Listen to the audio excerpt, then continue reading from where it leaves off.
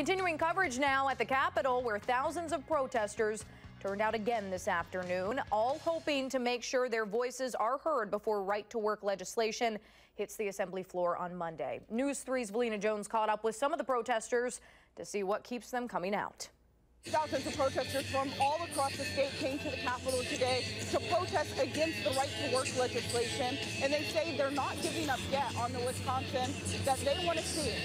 This is a battleground, whether people believe it or not, and you have to act. It's a fight union workers from all over the state are battling to protect the rights they fear could be taken away with the passing of the right-to-work legislation. I fear that it's going to drive down wages. Your job, you want to be happy at your job, and that's the core of it, is to feel like you have a say in your job, and that you're significant in your job, and that you get paid a fair wage for the work that you do. Thousands marched around the Capitol with signs held high to rally against the bill that passed Wednesday in the Senate, with hopes of stopping the bill from gaining final approval. I want things to be back the way they were, the way I grew up, and I'm thinking about leaving the state.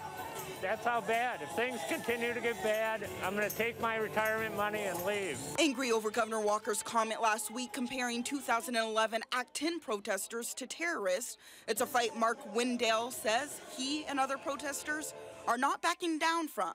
I dress like this on purpose. If he thinks we're going to be terrorists, this is what a terrorist looks like. This is what working families look like. I don't want to go to fight ISIS. If we go to war, it's going to be to take these steps right here. Velena Jones, WISC News 3.